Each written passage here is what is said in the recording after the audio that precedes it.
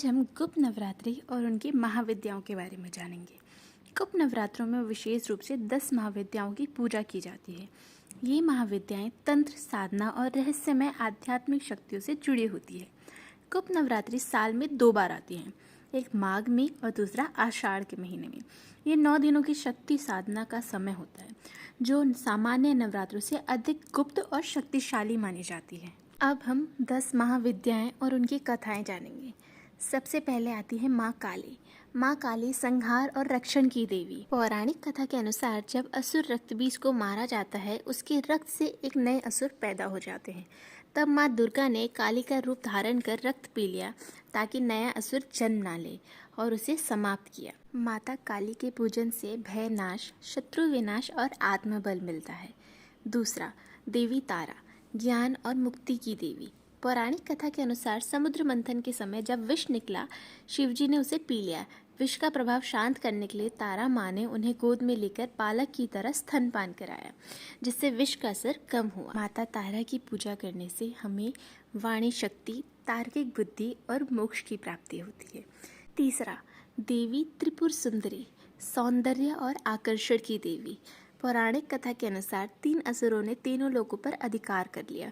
शिवजी ने त्रिपुर का विनाश किया, परंतु यह शक्ति त्रिपुर सुंदरी की कृपा से संभव हुई। माता त्रिपुर सुंदरी की पूजा करने से हमें प्रेम, सौंदर्य, आकर्षण और समृद्धि की सिद्धि प्राप्त होती है।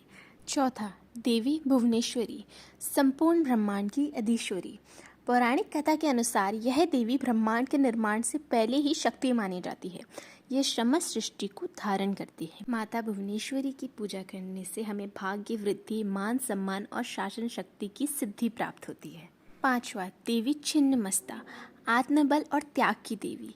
पौराणिक कथा के अनुसार माँ ने अपने 2 सखियों की भूख शांत करने के लिए अपनी गर्दन स्वयं काट दी और अपने रक्त से उन्हें तृप्त किया। देवी छिन्नमस्ता की पूजा करने से हमें बलिदान, त्याग और आत्मनियंत्रण की सिद्धि प्राप्त होती है। छठा, देवी भैरवी। भैरवी तपस्या और जागृति की देवी।